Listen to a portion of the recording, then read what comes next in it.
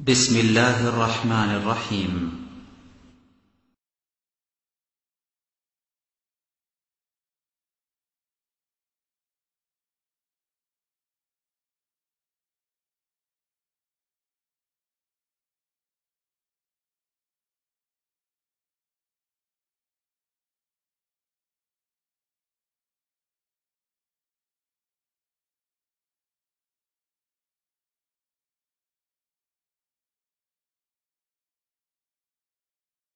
إن الحمد لله نحمده ونستعينه من يهده الله فلا مضل له ومن يضلل فلا هادي له وأشهد أن لا إله إلا الله وأشهد أن لا إله إلا الله وحده لا شريك له وأشهد أن محمدا عبده ورسوله أما بعد فإن خير الحديث كتاب الله وخير الهدى هدى محمد صلى الله عليه وسلم وشر الأمور محدثاتها وكل محدثة بدعة وكل بدعة ضلالة وكل ضلالة في النار.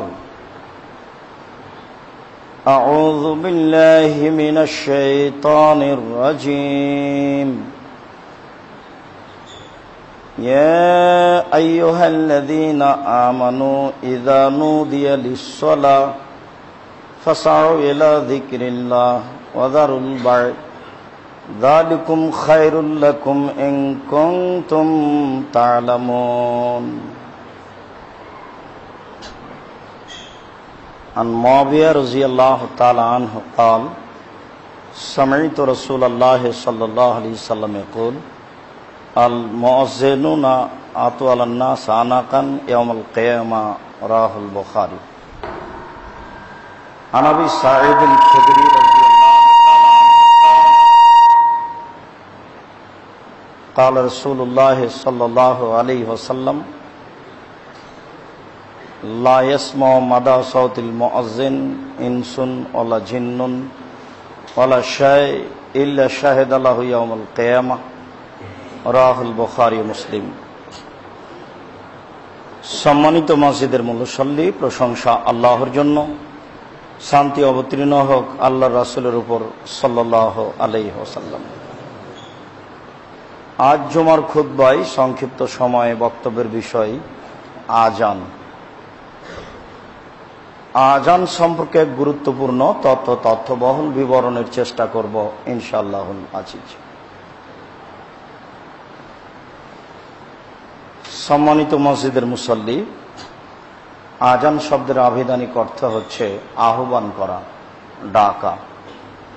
শরীয়তের পরিভাষায় আযান শব্দের অর্থ হচ্ছে নির্ধারিত সময়ে নির্ধারিত সালাতের জন্য মানুষকে আহ্বান করা। সালাত একটি গুরুত্বপূর্ণ বিষয় যা ইবাদতের জগতে আল্লাহকে ডাকার সবচেয়ে বড় মাধ্যম। আল্লাহকে সন্তুষ্ট করার পৃথিবীতে সবচেয়ে বড় মাধ্যম সিয়াম, রোজা, যা আমরা অল্পদিন আগেই অতিবাহিত করলাম। অবশ্য ওই সুযোগ আমরা নফল সিয়ামও গ্রহণ করতে পারি।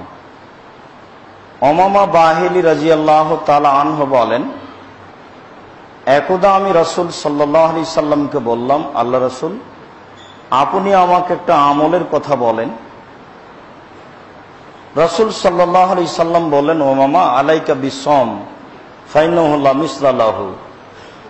উমামা, তুমি সিয়াম পালন করো। ইবাদতের জগতে সবচেয়ে গুরুত্বপূর্ণ দৃষ্টান্তবিহীন ইবাদত হচ্ছে সিয়াম। ইবাদতের জগতে সিয়ামের কোনো দৃষ্টান্ত নেই। অন্য এক বর্ণনায় বলা হয়েছে, আলাইকা বিসওম ফাইন্নাহু লা ইদলা লাহু। উমামা, তুমি সিয়াম পালন করো। ইবাদতের জগতে সিয়ামের সমপর্যায়ের কোনো ইবাদত নেই। মানুষকে আল্লাহ তাআলা জান্নাতে দিবেন তার অনেক মাধ্যম করেছেন। তার একটি মাধ্যম হচ্ছে সিয়াম, একটি মাধ্যম হজ, একটি মাধ্যম সালাত, একটি মাধ্যম দান খায়রাত, একটি মাধ্যম সদাচরণ, একটি মাধ্যম কুরবানি। এরকম অনেক মাধ্যম আছে যার বিনিময়ে মানুষ জান্নাতে চলে যাবে, আর সেগুলি সব ইবাদত। তবে ইবাদতের জগতে সিয়ামের সমপর্যায়ের কোনো ইবাদত নেই, সেটা হজ হোক অথবা রাতে উঠে তাহাজ্জুদ পড়া হোক। সিয়াম ইবাদতের জগতে ভিন্ন ধরনের ইবাদত। তার পরপরই ইবাদত হচ্ছে সালাত। আল্লাহকে ডাকার সবচেয়ে বড় মাধ্যম হচ্ছে সালাত, আর সালাতই এমন একটা ইবাদত যাকে আদায়ের জন্য আবার ডাকা হয় মানুষকে নির্ধারিত সময়, নির্ধারিত পদ্ধতিতে, নির্ধারিত শব্দে।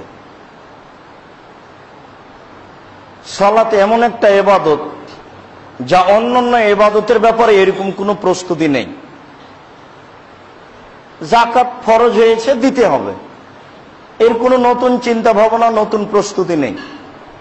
হজ ফরজ হয়েছে, যেতে হবে, এর কোনো নতুন চিন্তা ভাবনা, পরিকল্পনা নেই। সিয়াম সময় এসেছে, করতে হবে। কিন্তু সালাত এমন একটি ইবাদত যার প্রস্তুতিও ভিন্ন, যার আহ্বানও ভিন্ন। তাকে আদায়ের জন্য একটা নির্ধারিত শব্দ দিয়ে নির্ধারিত সময়ে মানুষকে ডাকতে হয়, সেটার নাম হচ্ছে আযান। তাকে আবার নির্ধারিত নিয়মে আদায় করতে হয়, নির্ধারিত সময়ে আদায় করতে হয়। তার প্রস্তুতিও ভিন্ন। মানুষের বয়স থেকে নিয়ে তার প্রস্তুতি হচ্ছে 15 বছর যাবত। তার প্রস্তুতি হচ্ছে 15 বছর যাবত। এই ছেলেরা, তোমরা মেশিন অযথা বেশি নাড়ানাড়ি করো না, মধ্যম যা ছিল সেটাই তাই রাখো। বলছিলাম, ইবাদত এমন একটা, সালাত এমন একটি ইবাদত যে তার সূচনাই ভিন্ন। এটা শুরু হয় 7 বছর থেকে। রাসূল সাল্লাল্লাহু আলাইহি সাল্লাম বলেন, মরু আওলাদাকুম বিসসালাত ওয়াহুম আবনাউ সাবঈ সিনিনা। তোমরা তোমাদের ছেলে মেয়েকে সালাত আদায় করতে বলো যখন তার বয়স 7 বছর। এইভাবে কোনো ইবাদত আরম্ভ হয়নি। 7 বছরে যাকাতের তো প্রশ্নই আসে না, 7 বছরে হজের তো প্রশ্নই আসে না, হজ করলে নেকি পাবো অন্যজন। 7 বছরে আপনার তাহাজ্জুদ পড়ার বা দান খায়রাতের এরকম হিসাব আসে না। কিন্তু সালাত এমন একটা ইবাদত যাকে 7 বছর বয়সেই পড়ার জন্য রাসূল সাল্লাল্লাহু আলাইহি সাল্লাম আদেশ করছেন। তবে ছেলেকে বলছেন না যে তুমি পড়ো, ছেলের পিতাকে বলছেন যে তুমি পড়তে বলো। তিনি আবার বলছেন, ওয়াদরিবহুম আলাইহা ওয়াহুম আবনা 10 সিনিনা। তুমি তোমার ছেলেকে পিটিয়ে সালাত আদায় করাও যখন তার বয়স 10 বছর। সালাত এমন একটি ইবাদত যার ক্ষমা নেই, যার বিকল্প নেই। অসুস্থ হয়ে গেলে মাফ হয় না, যার পরিবর্তন চলে না, বদল চলে না। হজের চলে, সিয়ামের চলে। আপনি অসুস্থ, আর একজন সিয়াম পালন করলো, আপনার হয়ে গেল। কিন্তু সালাত এমন একটি ইবাদত যার বদল চলে না, আপনাকেই করতে হবে, আর যে কোনো অবস্থায় যে কোনো মূল্যে করতে হবে। কোনো সময় আপনাকে মাফ করে না।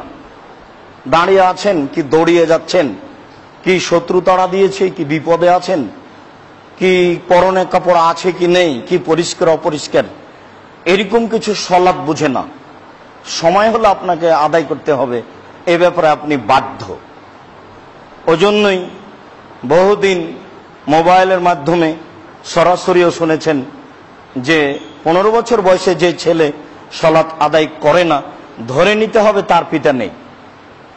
পিতা আছে, সালাত আদায় করে না, এ কথা মিথ্যে, এ কথা ঠিক নয়। 15 বছর বয়সের মেয়ে সালাত আদায় করে না, আর তার পিতা বেঁচে আছে, এ কথা ঠিক নয়। কেন? বিষয়টি রাসূল সাল্লাল্লাহু আলাইহি ওয়াসাল্লাম পিতার উপরে চাপিয়ে দিয়েছেন। তিনি বললেন যে তুমি তোমার ছেলেকে সালাত আদায় করতে বলো যখন তার বয়স 7 বছর।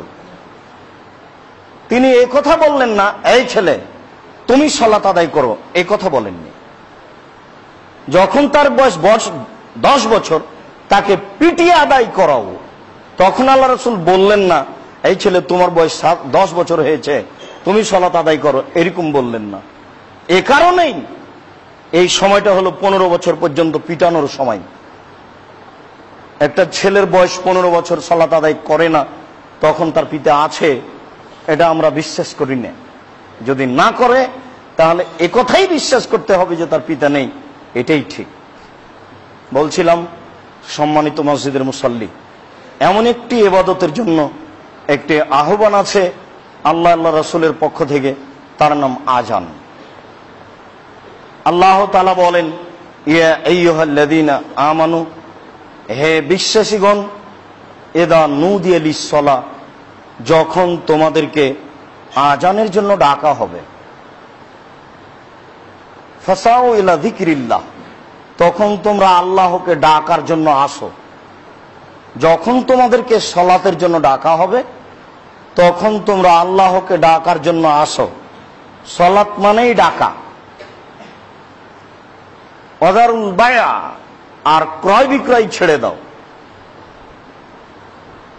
তাহলে জুমার দিনও ক্রয় বিক্রয় চলবে, ব্যবসা জুমার দিনও জায়েজ। তবে সালাতের সময়ের আগেই তা ছেড়ে দিতে হবে, ক্রয় বিক্রয় ছেড়ে দাও। আর এটা তোমার জন্য উত্তম যদি তুমি জানো। তাহলে সবাই এটা জানবে না। আল্লাহ রাসূল বলছেন যে এটা তোমার জন্য ভালো, অতীব উত্তম যদি তুমি এটা জানো। তাহলে এটা সবাই জানবে না, সবাই জানার চেষ্টাও করবে না, আযানকে মূল্যায়ন করার চেষ্টা করবে না, সালাতকে জানার চেষ্টা করবে না। এই দায়িত্ব মানুষের উপরেই চাপা হয়েছে। তবে আল্লাহ তাআলা বলছেন যদি তুমি জানো, তার মানে সবাই এটা জানবে না বা জানার চেষ্টা করবে না, যা করা উচিত। আযান একটি গুরুত্বপূর্ণ ইবাদত। মুআবিয়া রাদিয়াল্লাহু তাআলা আনহু বলেন, রাসূল সাল্লাল্লাহু আলাইহি ওয়াসাল্লামকে আমি বলতে শুনেছি, তিনি বলছিলেন, আল মুআজ্জিনুনা আতওয়ালু আনাকান ইয়াউমাল কিয়ামা, যারা আযান দেয় তারাই বিচারের মাঠে সবচেয়ে উঁচু কাঁধের অধিকারী হবে। উঁচু কাঁধ, সবচেয়ে লম্বা। এই হাদিসের সারমর্ম হলো যে বিচারের মাঠে যারা মানুষকে সালাতের জন্য ডাকে তারাই হবে সবচেয়ে সম্মানী। যদিচ আমাদের এলাকা ভিত্তিক যারা এদেশের মাদ্রাসা মসজিদে ইমামতি মুয়াজ্জিনি করে, তাদেরকে আমরা খুব একটা সম্মানের দৃষ্টিতে দেখতে পারি না, সাধারণ দৃষ্টিতে দেখা হয়। তার রুজির বিষয়টি আমরা যথাযথভাবে মূল্যায়ন করতে পারি না, সাধারণভাবেই মূল্যায়ন করা হয়। অথচ রাসূল সাল্লাল্লাহু আলাইহি সাল্লাম বলেন, বিচারের মাঠে যারা আযান দেয় তারাই হবে সবচেয়ে সম্মানের মর্যাদার অধিকারী। সেই সময় বোঝা যাবে কার মর্যাদা কতটুকু বেশি। তবে বুঝে কোনো লাভ হবে না। সেই দিন নতুনভাবে কোনো ফল বের করার কোনো সুযোগ মানুষের হাতে থাকবে না। সেই দিনটি ভিন্ন দিন, যে দিনের ব্যাপারে আল্লাহ তাআলা বলেছেন, আল ইয়াউমা লা তামলিকু নাফসুন লিনাফসিন শাইআ ওয়াল আমরু ইয়াউমাইযিন লিল্লাহ। আজ একচ্ছত্র মালিকানা আল্লাহর হাতে থাকবে। সেই দিন কোনো মানুষের কোনো উপকার করতে পারবে না। সেই দিন একক মালিকানা আল্লাহর হাতে থাকবে। সেই দিন কোনো মানুষের কোনো উপকার করতে পারবে না, যত ইচ্ছা করুক না কেন। সেদিন একটা ভিন্ন দিন, যে দিন মানুষ ইচ্ছা করলেই কিছু করার মতো সুযোগ থাকবে না। আব্দুল্লাহ ইবনে আমর ইবনে আস বলেন, রাসূল সাল্লাল্লাহু আলাইহি ওয়াসাল্লাম বলেছেন, এদা সামিতুমুল মুয়াজ্জিনা, যখন তোমরা মুয়াজ্জিনের আযান শুনতে পাবে, যখন তোমরা মুয়াজ্জিনের আযান শুনতে পাবে, ফাকুলু মিসলা মা ইয়াকুলু, তো তোমরাও বলো মুয়াজ্জিন যেমন বলে, তোমরাও বলো মুয়াজ্জিন যেমন বলে। প্রায়ই মানুষ আযানকে মূল্যায়ন করতে পারে না, সাথে সাথে বলতে হবে, এই বিষয়টিকে ভাবতে চায় না, বুঝতে চায় না। যারা বাড়িতে আছে, যারা কাজে কর্মে আছে, তারা তো আছেই। যারা সালাত আদায়ের জন্য চলে এসেছেন, মসজিদে বসে ওযু করছেন, দাঁড়িয়ে আছেন, তারাও মুয়াজ্জিনের কথার সাথে উত্তর দিতে হবে, এই কথা ভাবতে পারছেন না। অথচ রাসূল সাল্লাল্লাহু আলাইহি সাল্লাম বলেন, মুয়াজ্জিন যা বলে তোমরাও তা বলো। এ কথা বলার পরে তিনি বলছেন, ওয়াসাল্লু আলাইয়া, আযান শেষ হয়ে গেলে আমার উপরে দুরূদ পড়ো। আযান শেষে প্রথম যেটা আমাদের মুসল্লির, মুয়াজ্জিনের সবার কাজ, সেটা হচ্ছে দুরূদ পড়া। তিনি বলেন, ফাইন্নাহু মান সাল্লা আলাইয়া সালাতান সাল্লাল্লাহু আলাইহি বিহা আশারা, কেউ যদি রাসূল সাল্লাল্লাহু আলাইহি সাল্লামের উপরে একবার দুরূদ পড়ে, তাহলে আল্লাহ তাআলা তার উপরে 10 বার রহমত বর্ষণ করবে। দুরূদ বলতে অবশ্যই মাযহাবীদের দুরূদ নয়, যা আল্লাহুম্মা সাল্লি আলা সাইয়্যিদিনা মাওলানা নাবিয়ানা, এরকম কিছু। অবশ্য দুরূদ বলতে তা হচ্ছে দুরূদে ইব্রাহিম, মূলত এটাই দুরূদ। আর সংক্ষিপ্ত দুরূদ হচ্ছে নাম শুনলে সাল্লাল্লাহু আলাইহি সাল্লাম, এছাড়া আর দুরূদ নেই। যেগুলো আমরা শুনি এক শ্রেণীর আলেম ওলামার মুখে, তা বানাওয়াত রূপক মাত্র, যা পাপের মাধ্যম, নেকির মাধ্যম নয়। তিনি বলেন, সুম্মা সাল্লাল্লাহু বিল ওয়াসিলা, এরপরে আগে দুরূদ পড়ো, তারপরে আমার জন্য আল্লাহর কাছে ওয়াসিলা চাও। দুরূদ পড়া যখন হয়ে যাবে, তখন তোমরা আল্লাহর কাছে ওয়াসিলা চাও। ওয়াসিলা, এই কথা বলার পরে তিনি বলছেন, ফাইন্নাহা মানজিলাতুন ফিল জান্নাহ, অবশ্যই ওয়াসিলা হচ্ছে জান্নাতে একটি জায়গা। অবশ্যই ওয়াসিলা হচ্ছে জান্নাতে একটি জায়গা। এই কথা বলার পরে তিনি বলছেন, লা তামবাগি ইল্লা লিআবদিন মিনাল ইবাদ ওয়া আনা আরজু আনা হুয়া, ওই জায়গাটি পৃথিবীর একজন মানুষই পাবে, আর আমি আশাবাদী সেই মানুষ হচ্ছে আমি। জান্নাতে একটি জায়গার নাম ওয়াসিলা, সেই জায়গাটা তোমরা আমার জন্য চাও। সেই জায়গাটি মানুষের মধ্যে একজন মানুষ পাবে, আর আমি আশাবাদী সেই জায়গার অধিকারী আমি। শুনে রেখো, মান সালাল ওয়াসিলা, যে ব্যক্তি আমার জন্য ওই জায়গা চাইবে, হাল্লাত আলাইহি শাফাতি, তার উপরে আমার সুপারিশ জরুরি হয়ে যাবে। বিচারের মাঠে আমি তার জন্য সুপারিশ করবই। তোমরা চাও, আমি তোমাদের জন্য একটা কাজ করে দেব। যদি চাও, আমি আশাবাদী আমি সেই জায়গা পাবো।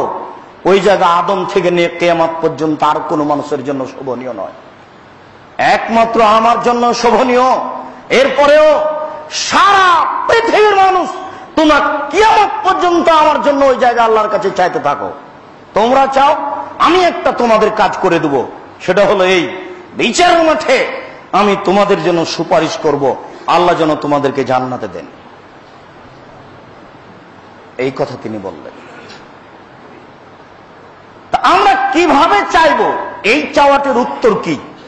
এটি হচ্ছে ওইটি।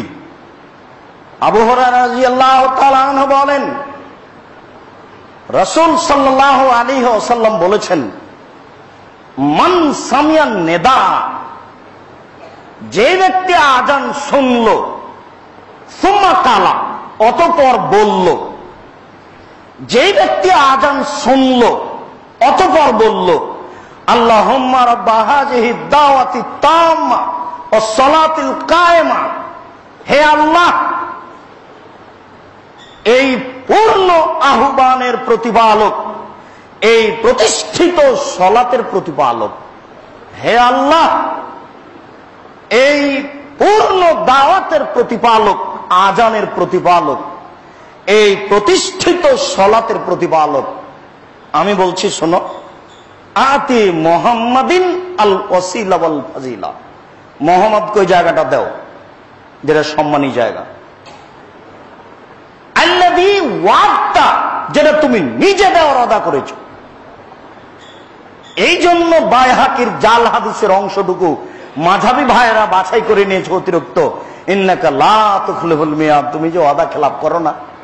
ওখানে আছে যে তুমি দেওয়ার ওয়াদা করেছো, তখন তারা ওই জাল অংশটুকু আরো বাড়িয়ে নিয়েছে যে তুমি ওয়াদা খেলাপ করো না, অতএব দেও। ইন্নাকা লা তুখলিফুল মিয়াদ, এই অংশটুকু বলা যাবে না, এই অংশটুকু হচ্ছে জাল হাদিস দ্বারা প্রমাণিত। অতএব আল্লাযী ওয়া'দা পর্যন্তই যথেষ্ট। আল্লাহ রাসূল বললেন আমার জন্য চাও। কিভাবে চাইবে? যেভাবে আমি বলে দিলাম এইভাবে চাইবে। চাওয়ার গতি কি দেখেন? চাওয়ার গতি হচ্ছে, হে আল্লাহ, যিনি এই আজানের প্রতিপালক, যিনি এই প্রতিষ্ঠিত সালাতের প্রতিপালক, তাকে বলছি, তোমাকে বলছি, আতে তুমি দাও মুহাম্মাদান, মুহাম্মদকে, মাকামাম মাহমুদা, প্রশংসনীয় জায়গা, আল্লাযী ওয়া'দতা, যেটুকু তুমি দেওয়ার ওয়াদা করেছো, তুমি নিজেই ওয়াদা করেছো সেই জায়গা দিবা, অতএব তুমি দাও। এই কথা যদি কেউ বলে তাহলে হাল্লাত লাহু শাফাআতি, তার জন্য আমার সুপারিশ জরুরি হয়ে যায়। আগে যা বললেন আবার এখন তাই বলছে। কে যদি এই দোয়া পড়ে তাহলে তার উপরে আমার জন্য সুপারিশ জরুরি হয়ে যায়। মানুষ বুঝে না আজানের মর্যাদা কি, মানুষ বুঝে না আজানের জবাবের মর্যাদা কি, মানুষ বুঝে না এই দুয়ার মর্যাদা কি। মানুষ যদি বুঝতো তাহলে এইভাবে গাফেল হয়ে থাকতো না। আর বুঝবেই কি করে? নিজে, নিজের ছেলে, নিজের মেয়ে, নিজের স্ত্রী, সবাই পৃথিবী নিয়ে আর পার্থিব বিদ্যা নিয়ে ব্যস্ত, পয়সা উপার্জন নিয়ে ব্যস্ত আর পার্থিব বিদ্যা নিয়ে ব্যস্ত। কেউ তো আসলে শরীয়তের সারমর্ম, শরীয়ত বুঝতে চায় না। আব্দুল্লাহ ইবনে আমর ইবনে আস বলেন, রাসূল সাল্লাল্লাহু আলাইহি ওয়াসাল্লাম বলেছেন, মান সামিয়াল আযানা, কোন ব্যক্তি যদি আযান শুনে, সুম্মা কালা, অতঃপর বলে, আশহাদু আল্লা ইলাহা ইল্লাল্লাহু ওয়াহদাহু লা শারীকা লাহু ওয়া আন্না মুহাম্মাদান আবদুহু ওয়া রাসূলুহু, আমি সাক্ষ্য দিচ্ছি আল্লাহ ব্যতীত কোনো মাবুদ নেই, তার কোনো শরীক নেই, আমি সাক্ষ্য দিচ্ছি মুহাম্মদ আল্লাহর রাসূল। রাজিতু বিল্লাহি রাব্বান, আমি তোমাকে রব হিসাবে মেনে নিয়েছি। অবে মুহাম্মাদিন নবিয়ান, আমি নবীকে, মুহাম্মদকে নবী হিসেবে মেনে নিয়েছি। অবিল ইসলামে দীনান, আমি ইসলামকে দিন, ধর্ম হিসেবে মেনে নিয়েছি। ফাগফির লাহু, তাহলে তার সমস্ত পাপ ক্ষমা করা হবে। আজানের দোয়া হলো দুইটি। একটি দোয়া যেটা আমরা সাধারণত বলে থাকি, তার ফলাফল হলো আমি বললে সুপারিশ জরুরি হয়ে যাবে বিচারের মাঠে। আর পরে যে দোয়াটি বললাম সেটি বললে অতীতের পাপ ক্ষমা হয়ে যাবে। দুটাই বলি। তাহলে প্রথমে বলি, প্রথমে মুয়াজ্জিন যা বলছেন তা বলতে থাকি, বলা শেষ হলে দুরূদ পড়ি, তারপরে পড়ি এই দোয়াটি যেটি তিনি বলতে বললেন, আল্লাহুম্মা রাব্বা হাযিহি দাওয়াতি তাম্মা। এরপরে বলি আশহাদু আল্লা ইলাহা ইল্লাল্লাহ, এই দোয়াটি। তাহলে আমার সুপারিশও হলো, ক্ষমাও হলো, সুন্নাতের প্রতি আমল করা হলো, আমল করার জন্য চেষ্টা করবেন। কথা সাথে নিয়ে যাবেন মসজিদ থেকে, গতানুগতিক মসজিদে আসার চেষ্টা করবেন না। বাপদাদা আসতো তাই এসেছি, জুমার দিন যাওয়া লাগে, এই হিসাব ত্যাগ করুন জরুরি ভিত্তিতে। বলছিলাম সম্মানিত মসজিদের মুসল্লি, আজান একটি গুরুত্বপূর্ণ বিষয়। আবু হুরায়রা রাদিয়াল্লাহু তাআলা আনহু বলেন, রাসূল সাল্লাল্লাহু আলাইহি ওয়াসাল্লাম বলেছেন, লা ইয়ালামুন নাসু মা ফিন নিদাই ওয়া সাফিল আউয়ালে লাম ইয়াজিদু ইল্লা ইস্তাহিমু লাস্তাহামু। মানুষ যদি জানতো আজান দিলে কি নেকি রয়েছে, মানুষ যদি জানতো প্রথম কাতারে কি নেকি রয়েছে, তাহলে লটারি করা ছাড়া তাদের কোনো পথ থাকতো না। শেষ পর্যন্ত তারা লটারি করত। জনাব আব্দুর রাজ্জাক সাহেব অত্র বিবরণী কি লটারি বৈধ করলেন? লটারি তো নাজায়েজ, হারাম, এই কথা আমরা জানি। জি, এই কথাই ঠিক। যদি লেগে যায় 40 লক্ষ টাকা, 10 টাকার বিনিময়ে 40 লক্ষ টাকা পাওয়ার আশায় কেউ যদি একবার লটারি কিনে থাকে, বাকি জীবন কাঁদতে হবে, তওবা করতে হবে, তাছাড়া এই পাপ ক্ষমা হবে না। এর নাম কাবিরা গুনাহ। লটারি হচ্ছে জুয়া, লটারি হচ্ছে কাবিরা গুনাহ। যারা কিছু পাওয়ার আশায় একদিন লটারি ক্রয় করেছে, একদিন, বাকি জীবন তওবা করতে হবে। আস্তাগফিরুল্লাহ ওয়া আতুবু ইলাইহি। আমি তোমার কাছে ক্ষমা ভিক্ষে চাই, তোমার কাছে ফিরে যেতে চাই। জিন্দেগিতে আমি কোনোদিন লটারি কিনবো না, আমার ভুল হয়েছে, তুমি আমাকে মাফ করো, এই কথা বলতে হবে বাকি জীবন। একদিন লটারি কিনলে ওটা হলো জুয়া, ওটা হলো প্রতারণা। আর এই লটারি, এটা হচ্ছে কারো টাকা নষ্ট হয় না, এটা জুয়া নয়, এটা সবাই পেতে চাচ্ছে। কারো ক্ষতি নেই, যে পাবে তার লাভ বেশি হবে। আরেকজনের ক্ষতি করে যেটা হয় সেটার নাম জুয়া। প্রত্যেক যেই খেলাতে টাকার হারজিত থাকে সেটাই হলো জুয়া। প্রত্যেক যেই খেলাতে টাকার হারজিত থাকে সেটাই হলো জুয়া। পৃথিবীতে বর্তমানে এই আন্তর্জাতিক খেলা, ফুটবল, ক্রিকেট, এগুলো হচ্ছে সবচেয়ে বড় জুয়া। এই খেলা টিভিতে দেখা তো দূরের কথা, এই খেলার যেখানে গল্প চলে সেখানে বসে থাকাও হারাম, সেখানে বসে থাকা হারাম। দেখি কোন মায়ের বেটা ফতো এভাবে উল্টে ধরতে পারে, কিয়ামত পর্যন্ত সময় থাকলো। আর যারা বাড়ির উপরে পতাকা তুলেছে আর্জেন্টিনার, ব্রাজিলের, তারা বন্য, তারা বর্বর, তারা অসভ্য, তারা অশিক্ষিত, তারা মুসলিম সমাজ থেকে বহু দূরে। আশঙ্কার কিছু নেই। পতাকা যারা তুলেছে তাদের যদি আমি মূর্খ প্রমাণ করতে না পারি, জাতির সামনে বক্তব্য দেব না। আজকে শেষ করলাম। আপনি জানেন ব্রাজিলকে, আর্জেন্টিনাকে আপনার জানা আছে? আপনার হিতাহিত জ্ঞান নেই, বোধ কম্ব নেই, বোধোদয় নেই। আপনি ব্রাজিলকে এটাই জানেন না, তার পতাকা আপনি বাড়িতে তুলে মর্যাদা দেখান। মানে কে বলেছে আপনি একজন মুসলিম? হিসাব দূরে রাখুন। আবার নতুন ভাবে জন্ম নিয়ে বিদ্যা অর্জন করতে হবে। তারপরে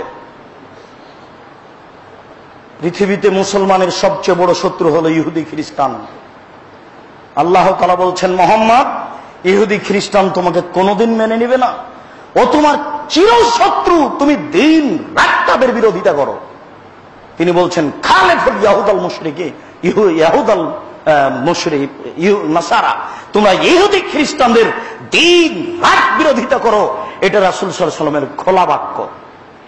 আর আল্লাহ তাআলা বলছেন, মুহাম্মদ, তোমাকে ইহুদি খ্রিস্টান কোনোদিন মেনে নেবে না, তুমি ইহুদি হয়ে যাও, তাহলে ওরা খুশি হবে। তুমি খ্রিস্টান হও, তাহলে তুমি খুশি হবে। বোকা ছেলে, তুমি তোমার বাড়ির উপরে পতাকা উঠিয়েছ, ব্রাজিল যদি বুঝতে পারে তুমি পায়খানায় পড়ে গেছো তাহলে খুশি হবে। আর যদি পাশে পায় তোমাকে, তাহলে আরেক বালতি পায়খানা তোমার মাথার উপরে চাপিয়ে দিবে। এই তো ব্রাজিল। তুমি তার পতাকা বাড়িতে তুলেছ, তাহলে তুমি শিক্ষিত ছেলে না মূর্খ ছেলে, তুমি নিজে ভেবে দেখো। বলছিলাম সম্মানিত দিনী ভাই, যাতে হারজিত রয়েছে সেটাই হলো লটারি। এখানে কোনো হারজিত নেই, এখানে সবাই পেতে চাচ্ছে। এই জন্য রাসূল সাল্লাল্লাহু আলাইহি ওয়াসাল্লাম বললেন, মানুষ যদি জানতো প্রথম কাতারে কি রয়েছে আর আজান দেওয়াতে কি নেকি রয়েছে, তাহলে মানুষ দৌড়িয়ে যেত। সবাই যেহেতু দৌড়িয়ে যেত, আর প্রথম কাতারে সবাই ধরবে না, সবাই যদি প্রথম কাতারে আসতে চাই, সবাই যদি আজান দিতে চাই, তাহলে তো আজানে একজন দিবে। তাহলে কি করতে হবে? লটারি করো।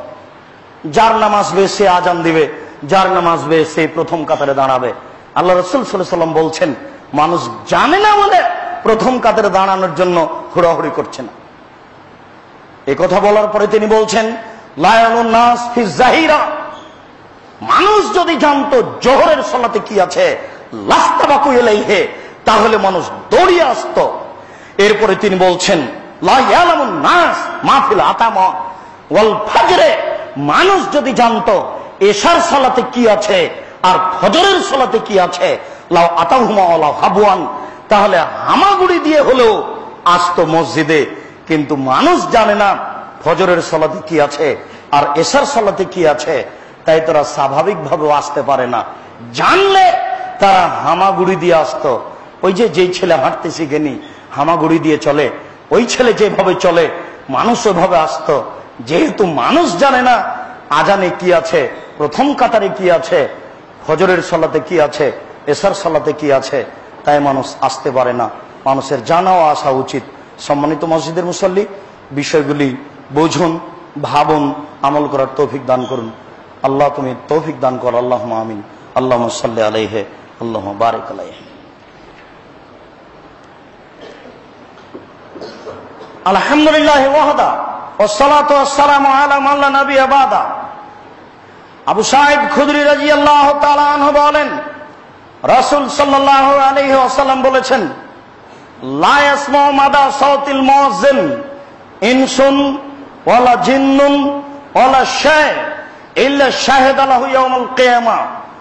আজানের ওই শব্দ শুনে না কোনো মানুষ, শুনে না কোনো জিন, শুনে না কোনো বস্তু, যা কিছু শুনে সবাই বিচারের মাঠে তার পক্ষে সাক্ষী দিবে। তিনি বললেন, মুয়াজ্জিনের আজানের কণ্ঠ যে মানুষ শুনে, যে জিন শুনে, যে বস্তু শুনে, সে বস্তু ফ্যান, বস্তু মাইক, বস্তু লাইট, বস্তু মাটি, বস্তু ঘাসপালা, বস্তু কাপড়, পৃথিবীর যা কিছু, যত কিছু মুয়াজ্জিনের আজান শুনছে বিচারের মাঠে সবাই মুয়াজ্জিনের পক্ষে কথা বলবে। বলেন মুয়াজ্জিন জান্নাতে যাবে কিনা? সবাই যদি বলে এ আজান দিয়েছে ভালো মানুষ, পশু প্রাণী যদি বলে, ঘাস পাতা যদি বলে, ফ্যান মাইক যদি বলে, মাটি যদি বলে, কাপড় চোপড় যদি বলে, সবকিছুই যদি বলে এ মুয়াজ্জিন, এ ভালো মানুষ, একে জান্নাতে দাও, তাহলে আল্লাহ তাকে জান্নাতে দিবেন না? আর কি তার জন্য থাকতে পারে? আবু হুরায়রা রাদিয়াল্লাহু তাআলা আনহু বলেন, রাসূল সাল্লাল্লাহু আলাইহি ওয়াসাল্লাম বলেছেন, আল মুয়াজ্জিন ইগফার লাহু, মুয়াজ্জিনের ফলাফল হলো ক্ষমা, মুয়াজ্জিনের ফলাফল হলো ক্ষমা, আজান দিলে তার ফলাফল জান্নাত। এই কথা বলার পরে তিনি বলছেন, ওয়ায়াশহাদু লাহু কুল্লু এবিসিন ও রাকবিন, যা কিছু শুষ্ক, যা কিছু তাজা, সবকিছুই তার পক্ষে সাক্ষী দিবে বিচারের মানে।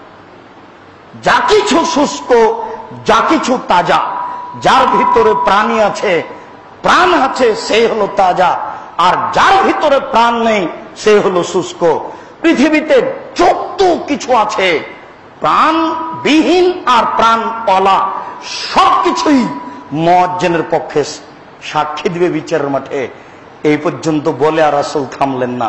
আল্লাহ রাসূল আরো বলছেন, ওয়ালাহু মিসলু আজরিন মান সাল্লা, যত মানুষ তারা আজানে সালাত আদায় করবে তত মানুষ যত নেকি পাবে, সমস্ত মানুষের সমপরিমাণ নেকি মুয়াজ্জিন পাবে। এবার আপনি বলেন আজান দিতে চাইবেন কিনা? চাইলেও তো হয় না।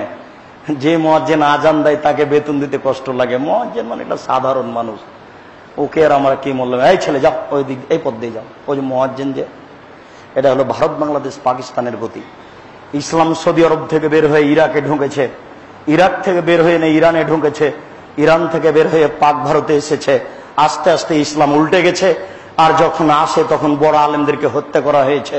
এই জন্যই ভারত, বাংলাদেশ, পাকিস্তানের প্রায় মসজিদের খাতেমি এমামই হচ্ছেন মুন্সি, যারা জুমার খুতবা দিচ্ছে প্রায় মুন্সি।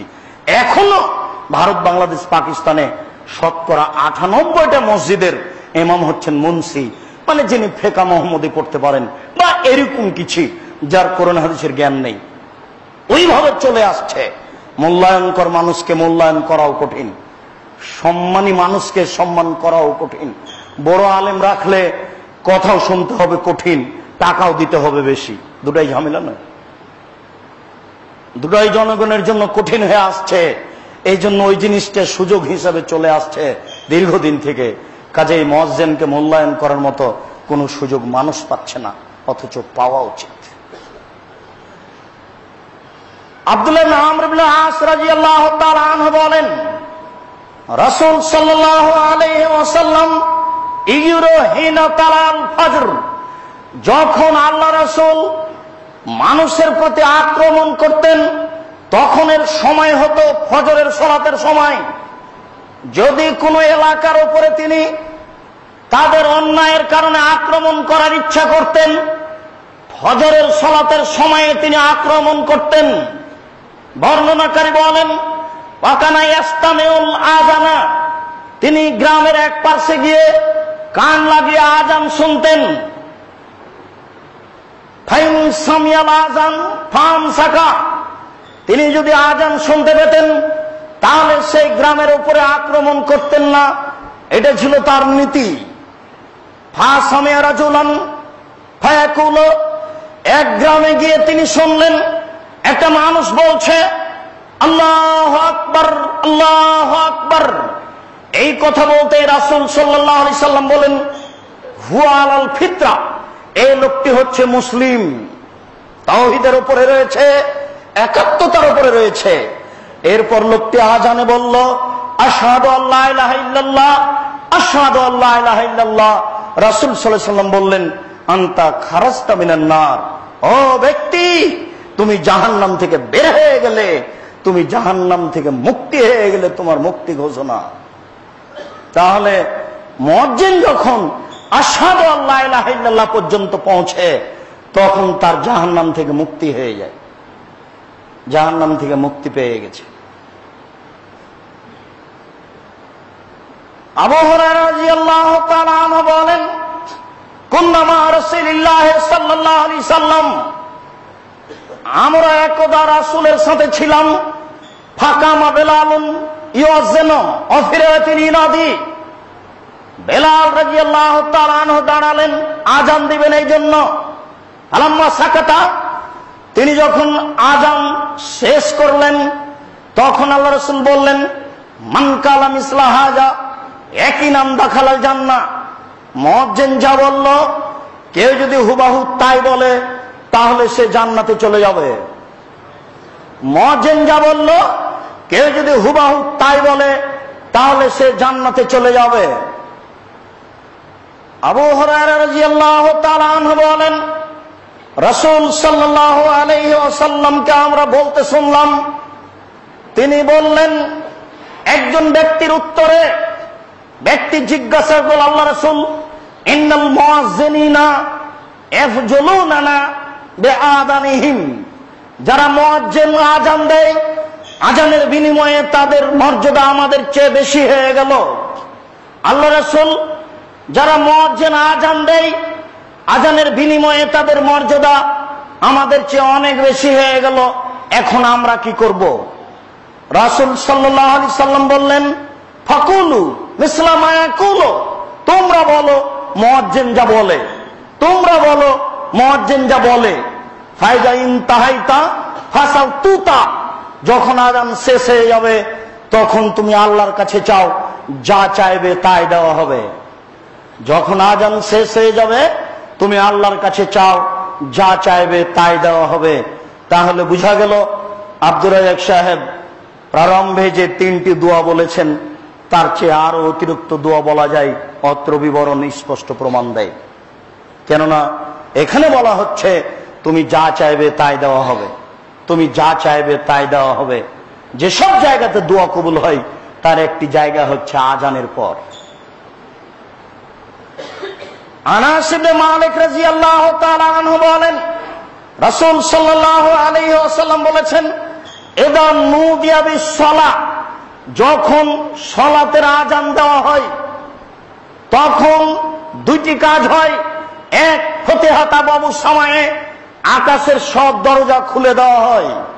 শুধু রমজান মাসে সব দরজা খোলা হয় না, আজকে নতুন ভাবে মনে করে নেন, যখন আযান শুরু হয় তখন আকাশের সব দরজা খুলে দেওয়া হয়। ও ইস্তিজবাবুদ দুআ, এবং মানুষ যে দোয়া করে সেটাই কবুল করা হয়। মানুষ যে দোয়া করে সেই দোয়াই কবুল করা হয়। তাহলে বোঝা যাচ্ছে ওই তিনটি দোয়াই শেষ নয়, আরো দোয়া আছে। মানুষ তার ইচ্ছে মতো দোয়া করবে আযানের পরে।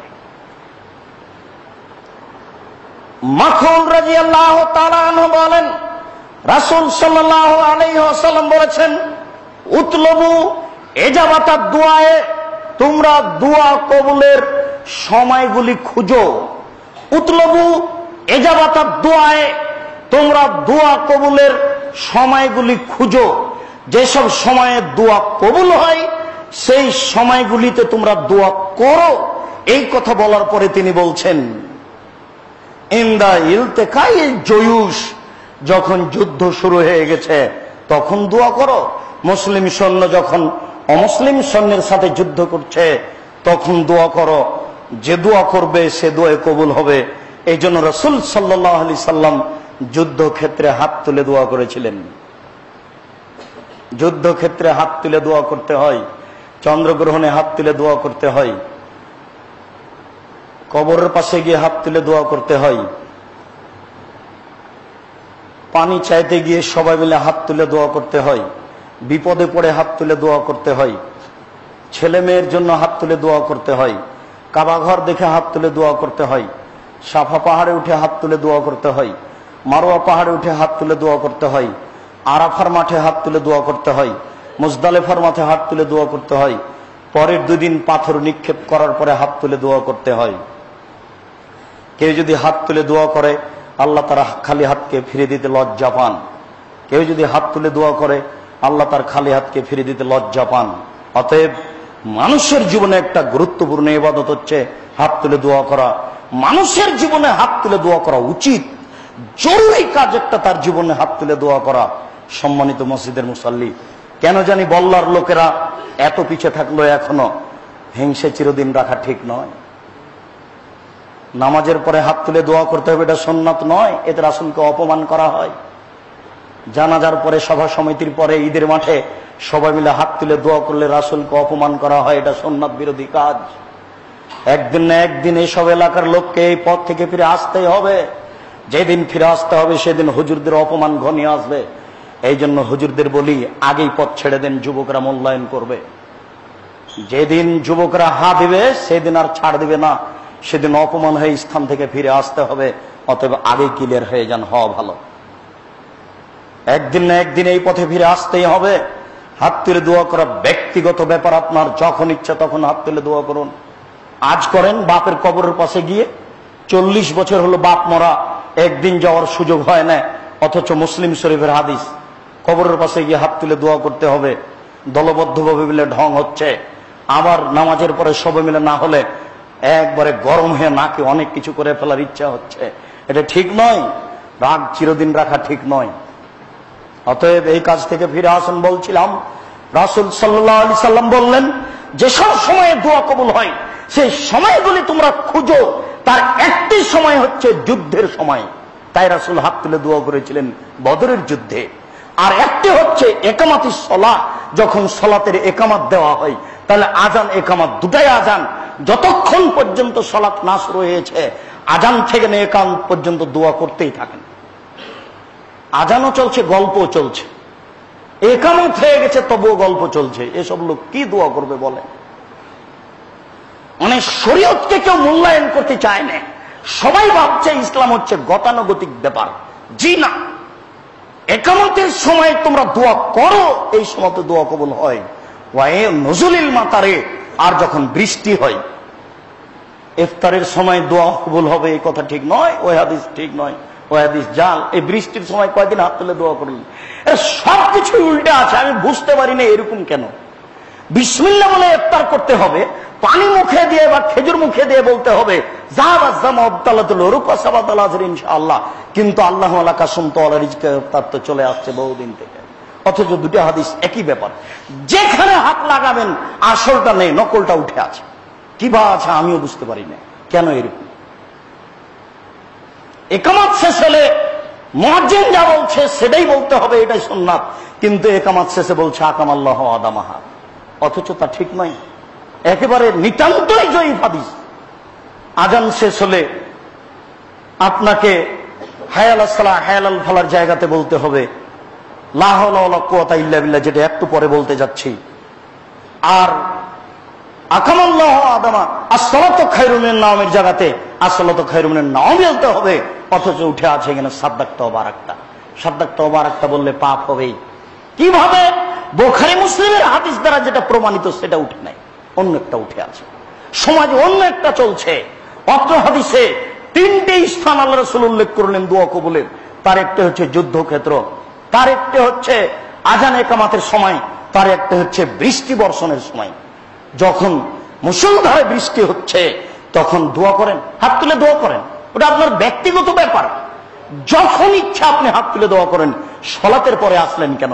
এটা একটা বিশেষ ইবাদত।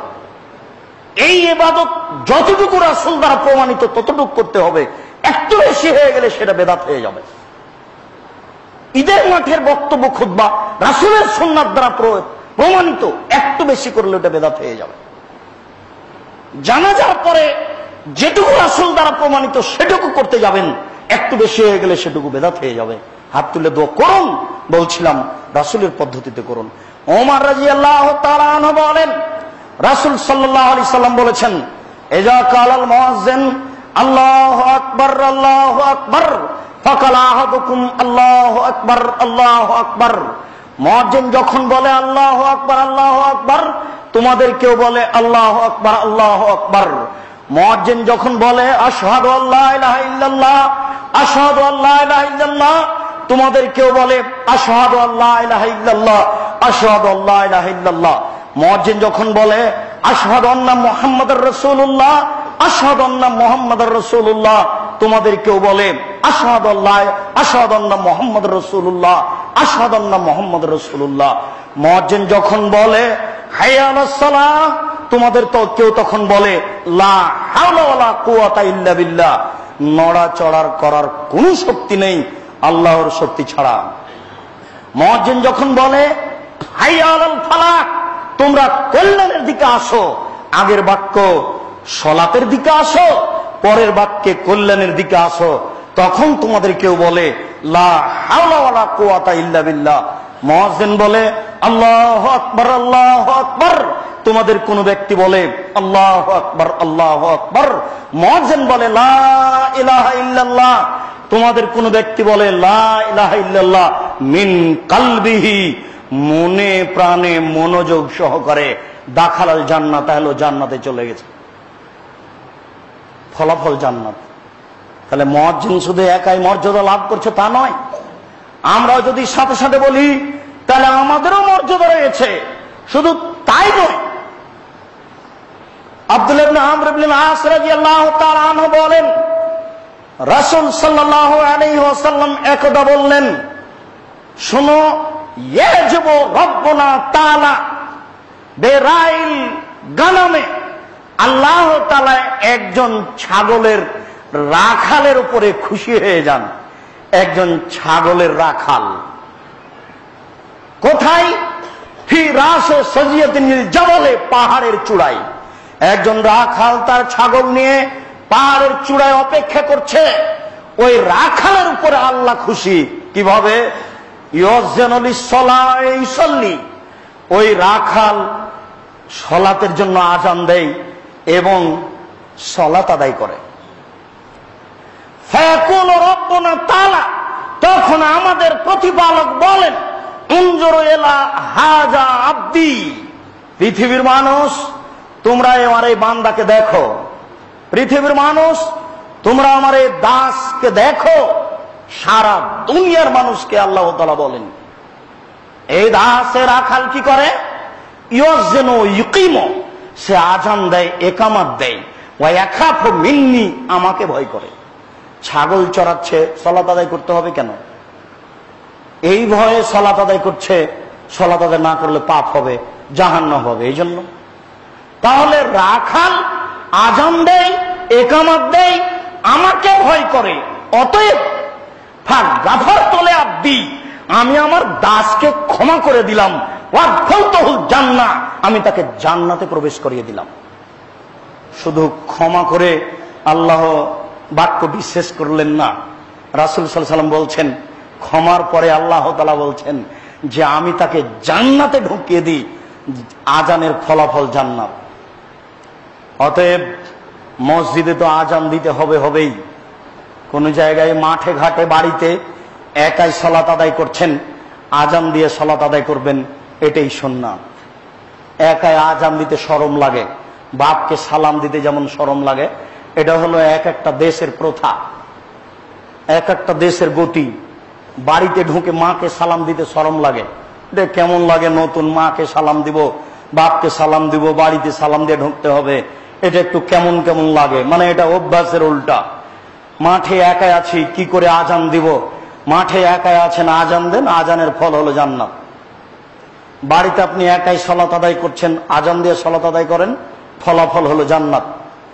অতএব মসজিদের মুসল্লি আজানের বিষয়টি গুরুত্ব সহকারে ভেবে আপনাকে বলতে চাচ্ছি, আপনি আজান দিয়ে সালাত আদায় করুন, যে কোনো স্থানে ফলাফল হবে জান্নাত।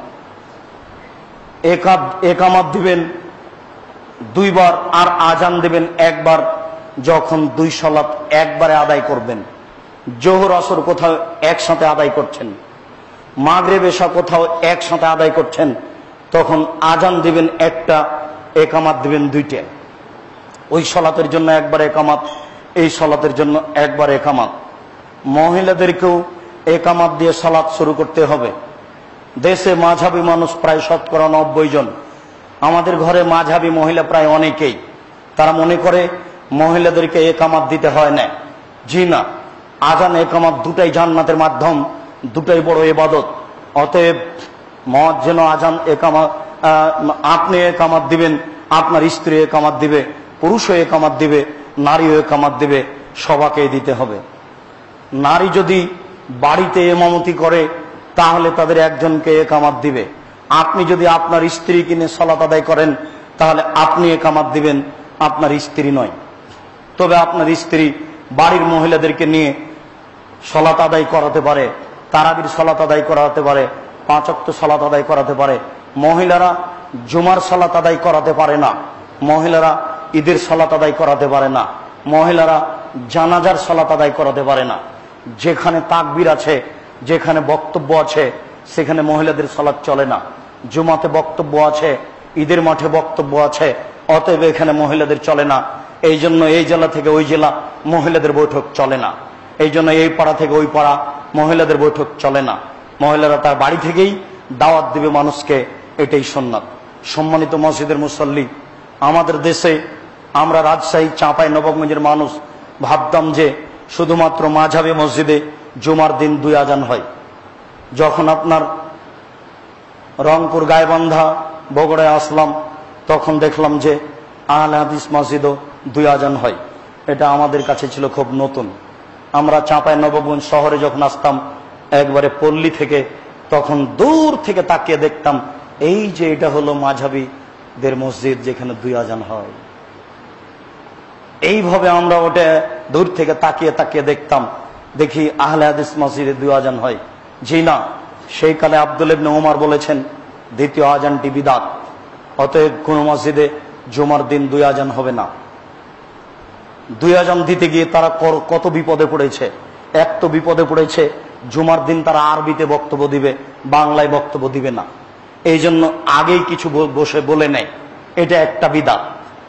তারপরে ইমাম সাহেব মিম্বারে বসলেন, তার মুখের উপরে ছোট ছোট করে আজান দিল, এটা আজানকে বেইজ্জত করা হলো, এটা একটা বিদআত। আজান মানে মানুষকে আহ্বান করা, যার যত শক্তিতে কুলাই সে তত দূরে কণ্ঠ দিবে, আর যত দূরে কণ্ঠ যাবে সবকিছু সাক্ষী দিবে। তো এখানে মুখের উপরে ছোট ছোট আজান দেওয়া, এ আবার কোন সাক্ষী হলো? এটা নয়, এ আর একটা বিপদ। এই জন্য এ থেকে বেঁচে থাকবেন। এরপরে ওই যখন ইমাম সাহেব মিম্বারে বসবেন, তখন মসজিদের বাহির থেকে আজান দিতে হবে সামনাসামনি। আবু দাউদ বর্ণিত এই হাদিসটি ঠিক নয়। তা আজান কোথা থেকে দিবে? মসজিদের বাইরে যে কোনো উঁচু জায়গা থেকে আজান দিবে, এটাই সুন্নাত। যদি মসজিদের বাইরে কোনো উঁচু জায়গার ব্যবস্থা করা না থাকে, তাহলে যে কোনো জায়গা থেকে আজান দিবে, এটাই সুন্নাত। পৃথিবীর সকল মসজিদে জুমার দিন একটাই আজান হবে, সকল মানুষের স্ব ভাষায় জুমার খুতবা হবে, এটাই সুন্নাত। দুই আজান দেওয়া বিষয়টি থেকে সাবধান থাকবেন। আমি অনেকদিন আগে আপনার ওই ফতোয়া মাসাইল বইটি জনাব আব্দুল্লাহ কাফি আল কুরাইশি রাহিমাহুল্লাহ পড়েছিলাম। সেই বইটিতে দেখেছিলাম বল্লার জামে মসজিদ, বল্লার জামে মসজিদ কয়েকটি মসজিদকে একত্রিত করা হয়। সেই দিন এখানে কোনো দ্বন্দ্ব ছিল এটা বুঝতে পারা যায়নি।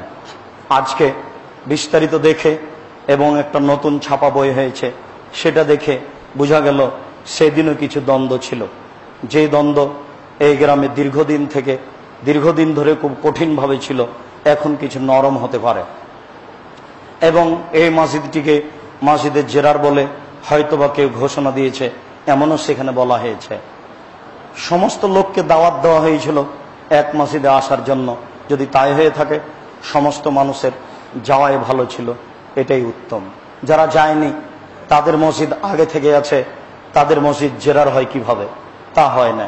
তারা তাদের গ্রহণ করেনি, এটা একটা ভুল হয়েছে, সে কথা ভিন্ন। কিন্তু মসজিদ জেরার হয় কি করে? যখন একটা মসজিদকে ধ্বংস করার জন্য আর একটা মসজিদ তৈরি হয়, শত্রুতার জন্য তৈরি হয়, তখন তাকে মসজিদে জেরার বলে। আপনাদের অবগতিতে এই মসজিদ 250-300 বছর থেকে চলছে, এটা জেরার হয় কি করে? হয়তোবা যারা বলেছে তারা হিংসামূলক বলেছে, তা অবশ্যই ঠিক নয়। এরপরে আমি আপনাদের বলে যাচ্ছি, আপনাদের আপোষের দ্বন্দ্ব এখনো যা আছে তা কমিয়ে নিয়ে আসতে হবে। জমিয়ত আন্দোলন যেসব দ্বন্দ্ব, সেটাও কমিয়ে নিয়ে আসতে হবে। সবাই ভাই ভাই, সবাই আহলে হাদিস। নামের কারণে একটু উলটপালট হয়ে গেছে। সে নামটাও ছিল কোন উদ্দেশ্যে, এই নামটাও ছিল উদ্দেশ্যে। অতএব সবাই আহলে হাদিস, শত্রুতা কমিয়ে দিতে হবে। আমাদের মসজিদ, এখানে কোরআন এবং শরীয়ত অনুযায়ী সালাত হবে। এ ব্যাপারে আমাদেরকে আপোষের দ্বন্দ্ব কমিয়ে দিয়ে জীবন বাজি রেখে, ভালোবাসা বজায় রেখে সালাত আদায়ের চেষ্টা করতে হবে, যাতে করে সালাত আদায় করে পরকাল না হারাই। যেসব বিষয়গুলি ধর্মের ব্যাপারে দ্বন্দ্ব দেখা দিচ্ছে, সবগুলি দূর করার চেষ্টা করতে হবে। বল্লার সকল ভাই আমাদের দিনী ভাই, সারা বাংলাদেশের সকল আহলে হাদিস ভাই দিনী ভাই, পৃথিবীর সকল আহলে হাদিস ভাই দিনী ভাই, সকল মুসলিম দিনী ভাই। আল্লাহ তুমি সকলকে দিনের উপরে চলার তৌফিক দান করো, আল্লাহুম্মা আমিন। মসজিদের মুসল্লি, আমরা আমাদের আলোচনার পুনরাবৃত্তিতে বলছি, ইবাদতের জগতে সবচেয়ে দামি গুরুত্বপূর্ণ ইবাদত হচ্ছে সিয়াম। তারপরে গুরুত্বপূর্ণ ইবাদত হচ্ছে সালাত। সালাত আদায় না করলে মানুষ মুসলমান থাকে না, এ কথাই ঠিক। 15 বছরের ছেলে মেয়ে নামাজ পড়ে না, তার পিতা বেঁচে আছে, এ কথা ঠিক নয়। অতএব সবাইকে সালাত আদায় করতে হবে বাধ্য, যে কোনো মূল্যে। সালাতের জন্য একটি গুরুত্বপূর্ণ ইবাদত হচ্ছে আজান। আজানের ফলাফল হলো জান্নাত। আপনাদেরকে সবাইকে এ বিষয়ে গুরুত্ব রাখতে হবে। আজান আমার মান মর্যাদা নিয়ে নিল, আমি পিছনে পড়ে গেলাম, তা না। রাসূল সাল্লাল্লাহু আলাইহি ওয়াসাল্লাম বললেন, মুয়াজ্জিন যা বলেছে তুমি তা বলো, তুমিও সেই মর্যাদা পেয়ে যাওয়া। এরপরে তুমি যা চাইবে তোমাকে তাই দেওয়া হবে। অতএব তুমি পিছুয়া হলে কেন? জীবন বাজি রেখে আপনি আপনার স্ত্রী, আহল পরিবার আজ থেকে আজানের উত্তর দেওয়ার চেষ্টা করবেন, খুব খেয়াল করে। যেখানে থাকবেন আজান দিয়ে সালাত আদায় করবেন, আপনার স্ত্রীও একামত দিয়ে সালাত আদায় করবে, এটাই সুন্নাত। আল্লাহ তুমি আমাদের এর প্রতি আমল করার তৌফিক দান করো, আল্লাহুম্মা আমিন। আব্দুল্লাহ বিন ফজল সাহেব চলে গেছেন, আমাদের খুব বড় আলেম ছিলেন, 4 ঘন্টা থেকে 8 ঘন্টা বক্তব্য দিতেন। আমরাও চলে যাবো, এ কথাই ঠিক। আমাদের বই পুস্তক আগে ছিল না, এখন আমরা চেষ্টা করছি আমরা চলে যাওয়ার সাথে সাথে যেন আমাদের কিছু কলম থাকে। আগে থেকে ছিল না। অফিস আদালত কোর্ট কাচারি সব তাদের, বই পুস্তক তাদের, ইসলামিক ফাউন্ডেশন তাদের, আপনার যে কোনো প্রেস তাদের, সব কিছুই তাদের। আমরা সৈন্যের উপরে আছি।